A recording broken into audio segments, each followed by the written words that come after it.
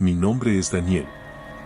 Soy español, y durante los últimos 20 años he recorrido Europa investigando fenómenos paranormales.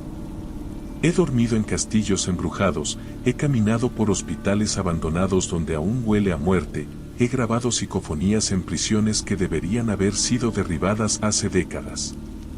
He visto cosas que contradicen toda explicación lógica. He escuchado relatos que ninguna persona cuerda querría volver a escuchar. Pero ningún lugar, ninguno, me ha marcado como Belchite. Belchite es un pueblo en Zaragoza, España. O mejor dicho, lo que queda de él. Porque lo que hoy se alza ahí no es un pueblo. Es un cementerio a cielo abierto. Un monstruo de piedra que conserva cada grito, cada explosión, cada muerte que ocurrió durante la Guerra Civil. En agosto y septiembre de 1937, Belchite fue devorado por una de las batallas más brutales del conflicto. Miles murieron en sus calles. El pueblo quedó arrasado. Y cuando la guerra terminó, no lo reconstruyeron. Franco ordenó dejarlo tal cual. Como advertencia.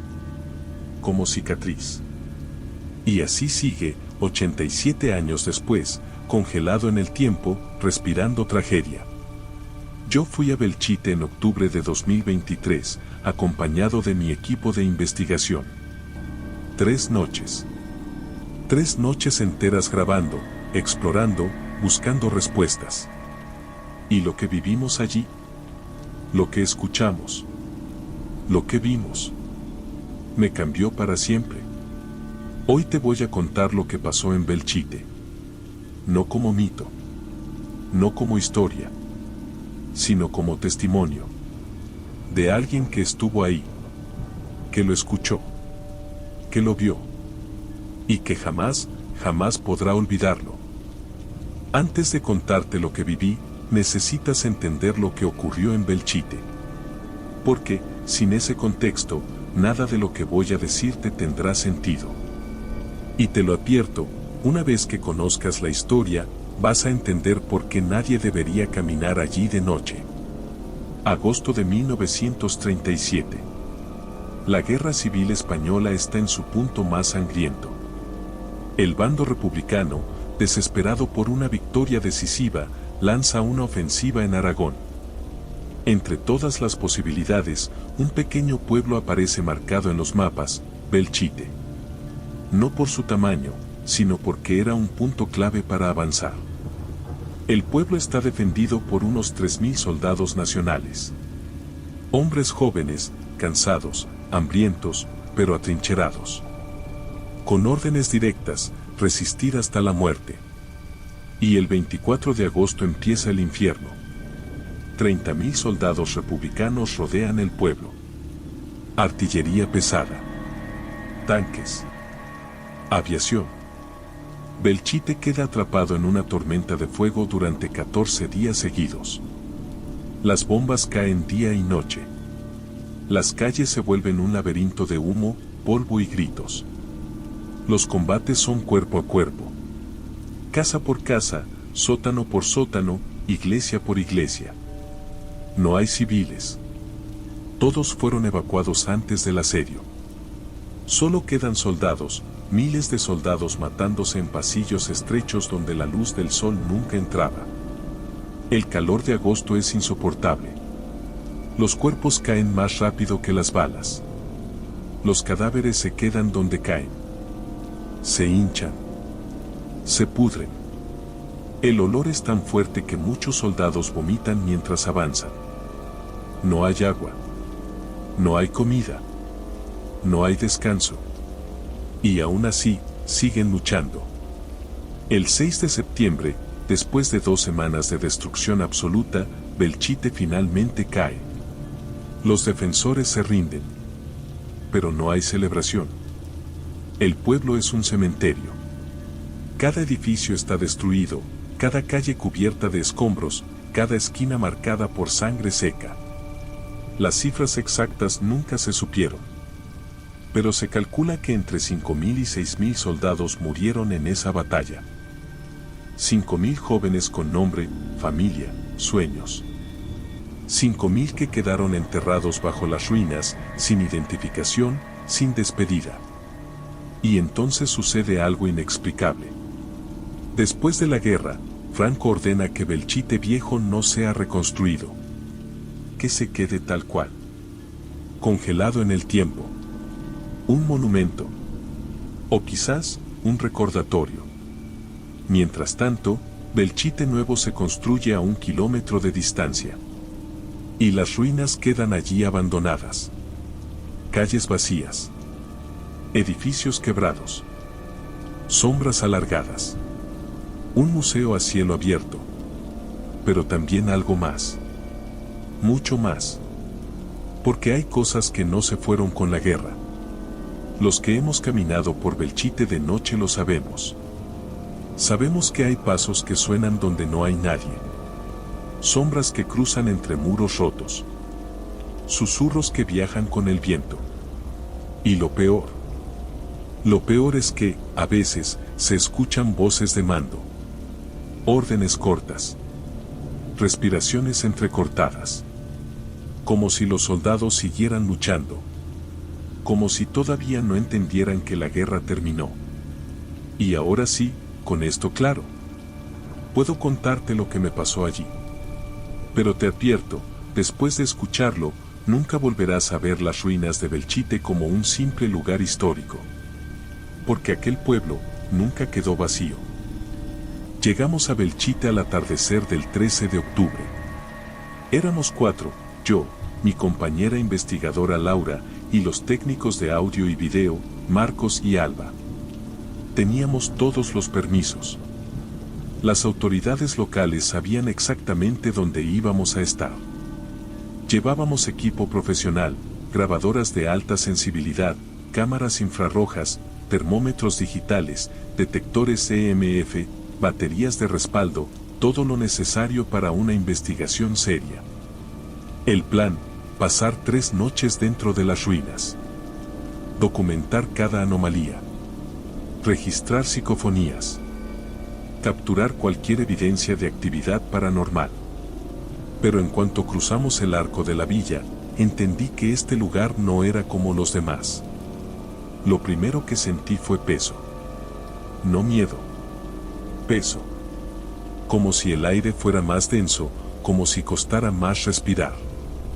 Como si algo en el ambiente estuviera vivo y consciente de nuestra presencia. Laura lo notó al instante. Este lugar está cargado, me dijo. No es psicológico. Lo siento físicamente. Instalamos nuestro campamento base en lo que quedaba de la plaza del pueblo. Colocamos cámaras en puntos estratégicos, la iglesia de San Martín, la torre del reloj, varios callejones donde otros investigadores habían reportado actividad. Todo listo. Esperamos a que cayera la noche. A las 9 de la noche comenzó oficialmente la investigación. Marcos y Alba se quedaron monitoreando los equipos en el campamento. Laura y yo salimos a recorrer el pueblo divididos por sectores. Las primeras 2 horas fueron tranquilas. Anotaciones simples, cambios de temperatura menores, ruidos de ambiente. Nada fuera de lo normal. Hasta las 11:30 de la noche. Estábamos en la calle Mayor, muy cerca de la iglesia de San Martín, cuando Laura se detuvo de golpe. Daniel, ¿escuchaste eso? Me quedé completamente quieto. Y entonces lo oí. Pasos. Pasos militares. Rítmicos. Firmes. Botas golpeando piedra. Venían de la plaza frente a la iglesia. Iluminamos el camino con las linternas. No había nadie. Pero los pasos seguían. Más cerca. Más fuertes. Como si un escuadrón completo estuviera marchando hacia nosotros desde la oscuridad. Saqué la grabadora y la encendí. Los pasos quedaron registrados con una claridad escalofriante. De pronto, se detuvieron. Justo frente a nosotros. Como si aquello, sea lo que fuera, hubiera llegado a nuestra posición. Un silencio total, artificial, casi antinatural, envolvió la calle. Revisé la grabación. Los pasos estaban ahí, nítidos, imposibles de confundir con cualquier ruido ambiental. Tenemos que ir a la iglesia, le dije a Laura. De ahí venían. Caminamos con cuidado hasta la plaza. La iglesia de San Martín es uno de los lugares más impresionantes de Belchite, sin techo, con muros destrozados por la artillería, con un campanario fracturado que parece a punto de caer. De noche, es sencillamente desoladora. Al entrar, lo primero que sentimos fue un golpe de frío. Dramático. Inexplicable. Afuera hacía unos 18 grados. Dentro, el termómetro marcó 7 grados. 7. En un edificio sin techo. En octubre. Imposible. Entonces comenzaron las voces. Múltiples. Superpuestas. Hablando en español, pero tan mezcladas que era imposible entender ninguna. Sonaban como diálogos fragmentados de otra época. Como conversaciones detenidas en el tiempo. Puse la grabadora en modo de máxima sensibilidad. Las voces se captaban perfectamente, docenas al mismo tiempo. Algunas eran susurros. Otras parecían órdenes militares. Algunas lloraban. Y de repente, un grito. Un grito de dolor tan real, tan humano, que Laura retrocedió de inmediato. Daniel, no deberíamos estar aquí. Pero yo no podía irme. Tenía que documentarlo. Saqué la cámara infrarroja y apunté hacia el interior. Lo que vi en la pantalla me paralizó. Figuras. Varias. Humanas. Altas. Delgadas. Inmóviles. Reunidas frente al altar destruido. Pero al levantar la vista, no había nada. Solo la cámara las registraba. Laura, susurré, hay gente aquí dentro. Muchas. Ella encendió su cámara infrarroja. Y también las vio. Las figuras comenzaron a moverse. Lentamente. Como si marcharan en formación. Como si siguieran un ritual antiguo. Se dirigían hacia la salida. Hacia nosotros. Nos apartamos instintivamente para dejarles paso. Y cuando pasaron, una ola de frío indescriptible nos atravesó. Era como si su tristeza, su miedo, su sufrimiento, aún siguiera adherido a ellos. Un segundo después, desaparecieron. Las voces se apagaron. El frío se disipó. Y el interior de la iglesia volvió a quedar vacío. Muerto. Silencioso. Salimos temblando. No por el clima. Por lo que acabábamos de presenciar. Esto es real, le dije a Laura. Lo que sea que ocurrió aquí, sigue ocurriendo. Y esa fue solo la primera noche. La segunda noche fuimos con otra mentalidad. Ya no éramos escépticos intentando registrar posibles fenómenos. Sabíamos que iban a ocurrir. La única pregunta era qué tan intensos serían esta vez. Antes de salir a las ruinas revisamos el material grabado la noche anterior. Las psicofonías eran escalofriantes, voces claras, en español, murmurando palabras desgarradoras. Ayuda. Agua. Mamá. No quiero morir. Las grabaciones infrarrojas mostraban las figuras con más detalle del que queríamos ver, cuerpos translúcidos, uniformes militares reconocibles, rostros borrosos pero humanos. Y lo peor, había soldados de ambos bandos juntos, reunidos en el interior de la iglesia de San Martín, como si, después de la muerte, la guerra hubiera dejado de importar. Para la segunda noche decidimos explorar uno de los lugares más cargados de historia, el sótano del antiguo ayuntamiento. Según los registros, ese espacio, un refugio antibombardeos improvisado, colapsó cuando un proyectil cayó directamente sobre él. Decenas de soldados murieron aplastados y asfixiados en cuestión de segundos. Llegamos a las 10 de la noche. La entrada estaba medio derrumbada, así que tuvimos que arrastrarnos para entrar. El interior era opresivo, unos 20 metros cuadrados, techo bajo, paredes húmedas y un silencio tan profundo que parecía absorber el sonido. Instalamos cámaras, grabadoras y detectores EMF mientras respirábamos aquel aire viciado, como si todavía retuviera el polvo de 1937. A las 10:45 de la noche, sin previo aviso, los detectores comenzaron a saturarse. Luces temblorosas. Lecturas imposibles. Aquí hay algo, dijo Marcos. Las señales están completamente fuera de escala. Y entonces empezó. Primero un sonido metálico. Luego otro. Como si alguien arrastrara equipo militar por el suelo de piedra. Iluminamos el sótano. Nada. El espacio estaba vacío.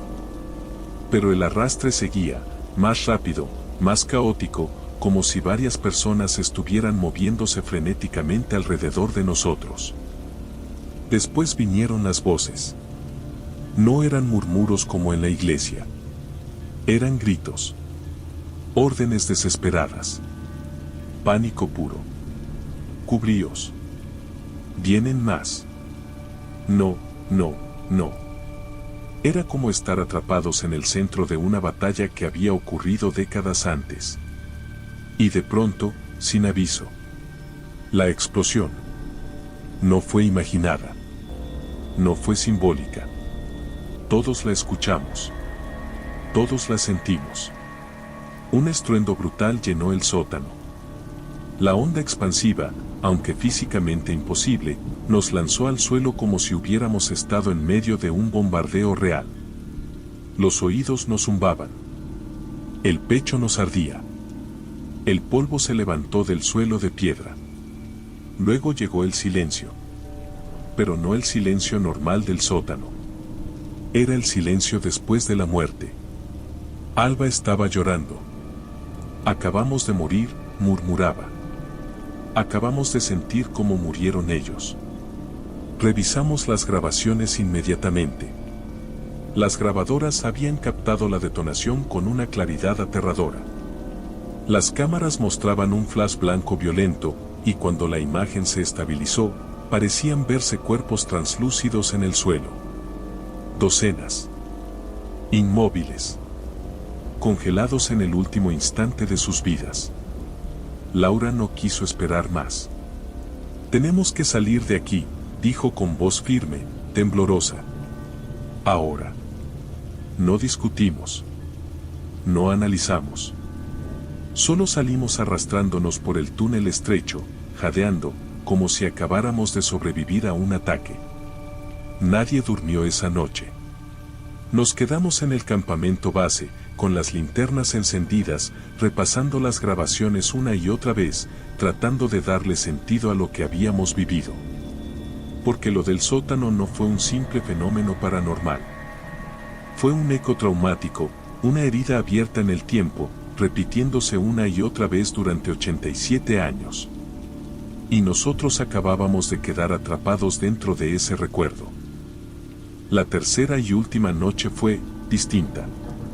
No sé cómo explicarlo con exactitud, pero ya no estábamos allí como investigadores. No éramos buscadores de fenómenos. Éramos testigos. Y, de algún modo, invitados. Ya no queríamos llenar tarjetas de memoria ni comparar lecturas. Queríamos entender. Queríamos escuchar. Así que decidimos volver a la iglesia de San Martín, pero con otra intención, sin cámaras, sin sensores, sin barreras. Solo nosotros. Y ellos. Entramos a la iglesia cerca de la medianoche. El interior estaba sumido en un silencio absoluto, pero el ambiente vibraba. Lo sentíamos en la piel, en el pecho, en los huesos. Una presencia tranquila, latente, esperando. Nos sentamos en círculo sobre el suelo frío y fracturado. Respiramos hondo. Y entonces Laura habló, con una voz suave pero firme. Sabemos que están aquí. Sabemos que llevan décadas atrapados en este lugar. Y queremos que sepan que no los hemos olvidado. Que el mundo no los ha olvidado. El silencio se volvió más denso. No era vacío. Era atención. Y entonces ocurrió. Una voz respondió. Clara. Directa. Joven. Con un acento aragonés que nos erizó la piel al instante. Gracias. Los cuatro nos miramos al mismo tiempo. No venía de ninguna grabadora. No venía de ninguna esquina oculta. La voz estaba ahí, en el aire, hablándonos a todos. ¿Quién eres?, pregunté, tratando de controlar el temblor en mi voz. Antonio. Tenía 19 años. Soy de Zaragoza. Morí aquí, en septiembre del 37. Sentí como se me quebraba el pecho. No era un fenómeno sonoro. Era una vida resumida en una palabra. Un muchacho de 19 años que no tuvo tiempo de vivir, ni de amar, ni de volver a casa. Laura respiró hondo. Antonio, ¿qué necesitas? Hubo un breve silencio, y luego la respuesta llegó con una ternura que jamás olvidaré. Que nos recuerden. Que sepan que estuvimos aquí. Que no fue en vano. Decirle a nuestras familias que no sufrimos. Que estamos juntos. Todos. Republicanos y nacionales. Ya no importa. Aquí, solo somos muchachos que queríamos vivir. A ninguno de nosotros nos quedaban lágrimas para contener. La voz no hablaba con odio, ni con dolor, sino con una tristeza infinita y resignada. Lo haremos, prometí. Te lo juro. Le diremos al mundo quiénes fuisteis. Y que este lugar es sagrado. Hubo un silencio cálido. Casi humano. Gracias, dijo Antonio. Y, hay algo más. Te escuchamos, susurró Laura. No volváis. Vosotros respetáis. Pero otros vienen a reírse. A burlarse. A grabar vídeos sin entender nada. Eso duele, más que las balas. Más que las bombas. Se me hizo un nudo en la garganta. Te juro, respondí, que lo diremos. Que explicaremos que este pueblo no es un monumento vacío. Es un cementerio. Es hogar de quienes nunca pudieron volver. Gracias, Daniel. Gracias a todos. Y entonces, lo sentimos, la presencia que nos rodeaba se disipó. No se desvaneció de golpe. No se extinguió. Se liberó, como una exhalación larga después de años de silencio. Nos quedamos sentados, sin movernos, mientras el amanecer lentamente teñía las ruinas de tonos dorados. Lloramos. Por Antonio. Por todos los Antonio. Por todos los jóvenes que murieron en todas las guerras del mundo. Cuando el sol salió, empacamos nuestro equipo en silencio. Antes de marcharnos, nos acercamos al altar destruido. Dejamos una pequeña placa, improvisada con un pedazo de metal que encontré entre los escombros. Grabé las palabras esa misma noche, con mis propias manos temblorosas. En memoria de Antonio. Y de todos los que cayeron en Belchite. No os hemos olvidado. Descansad en paz. No sé si la placa sigue ahí. Pero espero, con todo mi corazón, que sí. Porque esa noche entendimos que Belchite no está embrujado por fantasmas. Está habitado por memorias vivas, por voces que solo quieren ser escuchadas. Y nosotros, tuvimos el honor de hacerlo. Había pasado más de un año desde nuestra visita a Belchite.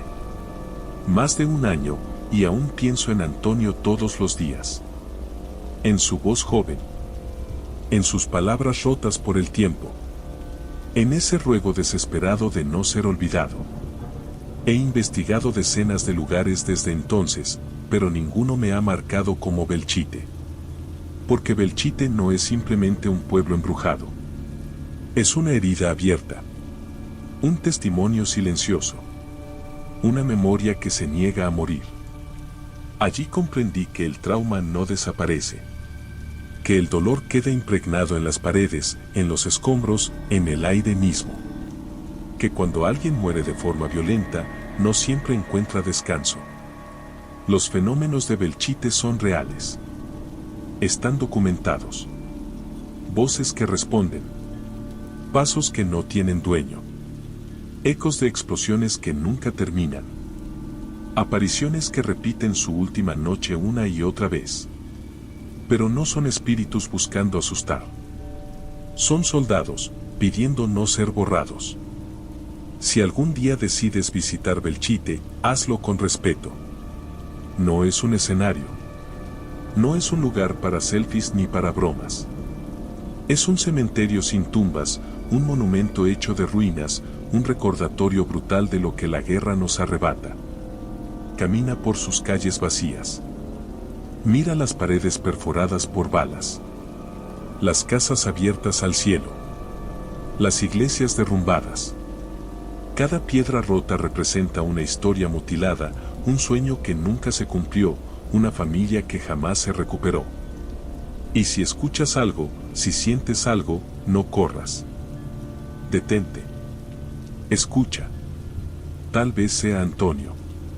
O alguno de sus compañeros. Solo quieren eso. Ser recordados. Porque el verdadero horror de Belchite no son los fantasmas, sino el hecho de que, 87 años después, siguen ahí. Atrapados en un instante eterno de miedo y violencia. Incapaces de descansar. Y seguirán así hasta que el mundo aprenda, por fin, la lección que ellos pagaron con su vida. Que en la guerra no hay ganadores. Solo quedan los que ya no pueden irse. Si te gustó, no olvides darle un like y suscribirte.